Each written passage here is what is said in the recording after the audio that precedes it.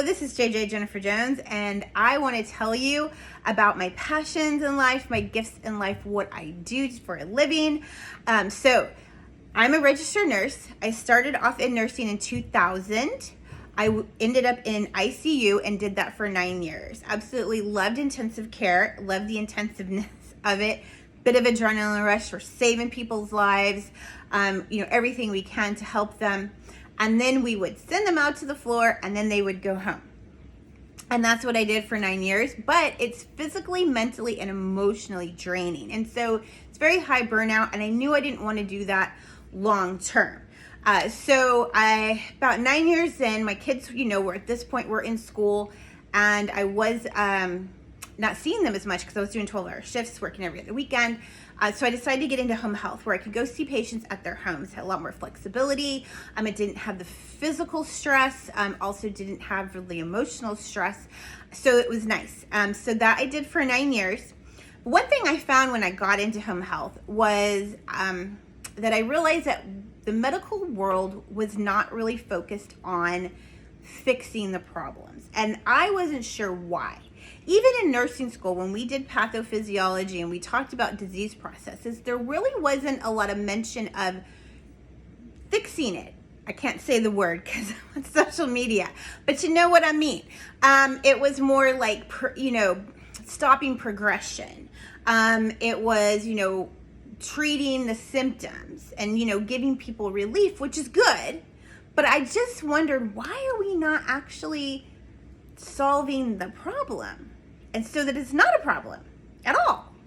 And so I actually, from day one was interested in trying to learn that and did research and what I could find about it. And there's just not much on it. It was really just, this is a treatment. This is a treatment, but not a treatment as in to fix, as into mostly stop progression. And then preventative, right? How to prevent, but not how to, once you have something, how does it go away? Okay. And that kind of just, again, was always in my mind on what can we do for this? Because that's what I wanted. It's what I did from the time I was young. People they would be hurt emotionally. They'd be angry. They'd be, fighting, or they'd be physically injured, and I would want to fix them. So I just have this desire to fix problems. And so with that personality and being in the medical world, that's where I was looking. Now I loved working ICU. I loved working home health. But after time and the way the medical system progressed, I started getting less and less satisfaction in it. And it became depressing. I would go to people's houses. They're on 20 to 30 medications on average. Now, mind you, this is in Austin and San Antonio, Texas. But I'm just like, why are you on all these medications? And so I would ask them, what was the first medication you were on and why? And most commonly, there's hypertension, thyroid, diabetes, something like that was kind of the first thing that pops up. But then over time, over several years, another disease process. And I'm like, what is going on? Why is this happening? Now, we do hear of, well, this is hereditary, right? Or this is, parents had it, family histories, environmental. But what is it? Is it family history? Is it a gene? Is it a environment? If it is a gene, what turns it on? Because not all siblings have it, right? So if you have people with the same parents, wouldn't they get the same thing? And even people who have the gene, when you do gene research, not everybody activates it. So what flips the switch? And I wanted to know not only what flips the switch, but I also want to know how to turn the switch off. Okay, big thing. And so when you ask the universe, when you ask God, you shall receive. And so after about 15 years of nursing, the answer came to me. And it's really interesting how it came. So I was, again, not very satisfied, kind of getting depressed and frustrated with my job. And I was looking for something different.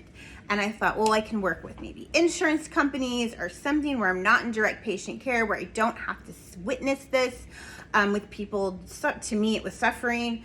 That's what it felt like to me. And so I kind of, was looking at what my other options were as a nurse, which there's a ton of them out there. And nothing was really like speaking to me, but in the quietness of looking, the word Reiki popped into my head, and I thought, what the heck is Reiki? Actually, I had heard of it. So at one point in time, a friend of mine's mother-in-law, they called her the crazy Reiki lady. And so I asked her daughter, I said, what is Reiki? Like, what is this your mother does? And she said that people put hands on you and you see auras and astral travel. And so I thought, well, that's really cool. But when Reiki popped into my head when I was looking for like what to do next in nursing, I thought, well, that doesn't make sense. Like, how is auras and astral traveling going to, number one, help, me to fix people so they feel good, like as a nurse to heal. The other thing was, how's someone going to pay my bills with that? So I kind of shelved it, ignored it, kept coming. At the same time, I started getting what's called synchronicities. So synchronicities are messages from God in the universe that will guide you. And I'll get into more of that, of course, later on. But we have our own internal navigation system, and that's a part of it. And we get guidance. So mine came to me initially in the form of numbers. And you might have seen this, like where you see 111 or 444 or something like that, where you see these cool numbers. So that was happening, and it was happening more frequently. And so it was kind of a little game. Like each day I'm like, ooh, what numbers am I going to see today? My dogs are getting a little crazy. And then I didn't really think much of it. But then one day I saw 111, 222, 333, 444, and 555. And I said, wait a minute, this is not just a little game. There's something to this. So I Googled repeating numbers, and I found out that they're messages. And so that, and then with Reiki in my head, and I started me down the spiritual rabbit hole. And I went down a spiritual rabbit hole into tunnels. More than just a rabbit hole. I went down as far as I could get, and absolutely loved it. But in doing that, and my desire for doing that was, I got the answer. So I ended up having Reiki sessions done. I took Reiki classes. I started practicing Reiki and teaching. I started researching into quantum physics. I started researching more into all of this stuff. Like I said, the rabbit hole and the tunnels. And in that, I got the answer that I was looking for from when I first started into nursing, and why I became a nurse, to help people to fix them, to completely correct a problem, to whatever it may be. It's not necessarily physical, mental, emotional, just how you're living your life. And so that led me into becoming what I have called a spiritual transformational coach or an energy transformational coach. But what I basically do is I pick people up off the path they're on that's not going so well for them, that's leading them to these disease processes or leading them to these failures in their life or these negative experiences over and over again, and where they're losing the joy and satisfaction in life, they're losing their vitality. And I pick them up and I put them on a new path where they start to have joy and excitement and live their passion, because we have purpose. We have a passion, we have purpose, we have why we're here. And I help to find that and get people on a path of where they're feeling that. They're feeling the satisfaction of life. And in that, problems that they have, whether physical, mental, emotional, will start to turn around. And not only that, like actually go away.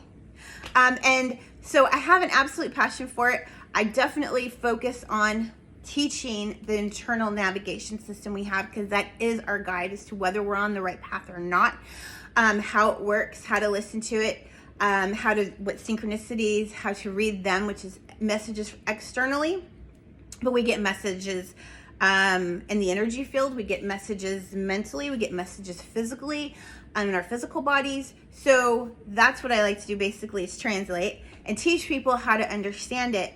And then also I do offer supplements, because the reason that supplements to me are very important, and I want to include that, is because when you feel better physically, it's easier to make the changes that you want to make on this new path to keep you there, versus when you feel it's a lot more challenging to change things and make those changes. So to me, it's important to incorporate even, supplements, even medications, procedures, whatever it is, but it should be just to give you some time to then make changes where you don't need them anymore.